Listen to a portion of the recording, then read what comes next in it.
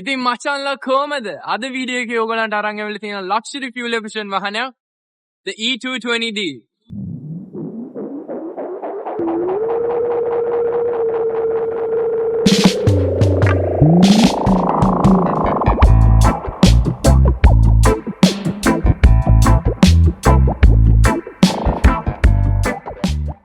ඉතින් අද අපි ඇවිල්ලා ඉන්නේ නාරකා කාර් සේල් එකට මේ තියෙන Mercedes Benz E-Class එක ගැන කතා කරන්න. මේකේ front view එකෙන් බලද්දි තමයි මේ කාර් එකට තියෙන real premium presence එක පෙන්වන්නේ. උයි මේකේ diamond chrome grill එකත් එක්කම ඇතුලේ ලොකු Mercedes style එකකුත් තියෙනවා.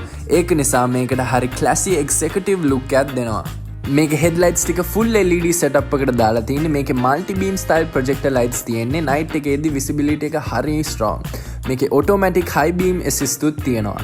මේකේ බම්පර් එකේ ස්මූත් ස්කල්ප්ටර් ඩිසයින් එකක් තියෙන ක්‍රෝම් ස්ට්‍රිප් එකත් එක්ක එකතු වුණාම මේ ෆ්‍රන්ට් එකට ක්ලීන් ලක්ෂරි ජර්මන් ලුක් එකක් දෙන්නේ. මේකේ ටයර් සෙටප් එකේ 18 inch alloy wheels වලින් දාලා තියෙන මල්ටි ස්පෝක් ඩිසයින් එකත් එක්ක ලක්ෂරි එකට මැච් වෙන්න විදියට හදලා තියෙන්නේ. මේකේ side mirrors power adjustable උයි මේකේ indicators integrate කරලා තියෙන්නේ. මේකේ windows ටික full blacked out glass එකෙන් තියෙන්නේ. මේ tinted finish එක නිසා කාර් එකට අර executive luxury look එකක් දෙනවා. මේක පස්සෙන් බලද්දී ඔයාලට පෙනේ E220D badge. ඒ කියන්නේ 2 litre turbo diesel engine එකකින් එන මොඩල් එකක් කියලා. උයි මේකේ tail gate එකේ chrome strip එක දිගටම යනවා මේම. මේකේ පල්ලයට ඇවිල්ලා බැලුවොත් මේ chrome garnish exhaust එක ඇත්තටම කිව්වොත් fake එකක්. මේකේ ඇත්ත exhaust එක තියෙන්නේ කාර් එකේ යට. මේකේ doors soft close doors වලින් එන්නේ.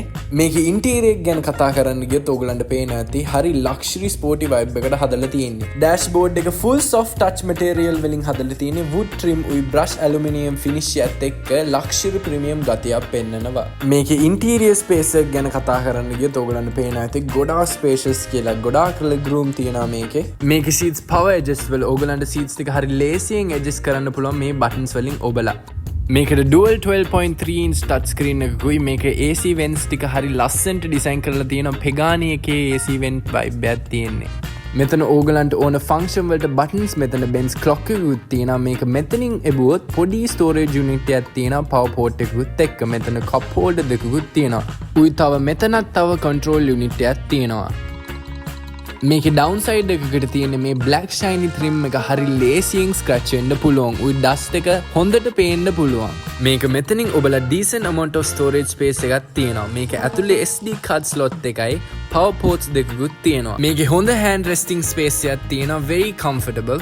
මේකේ seats premium leather වලින් හදලා තියෙන්නේ. very comfortable sofa එකක ඉඳගෙන යනවා වගේ.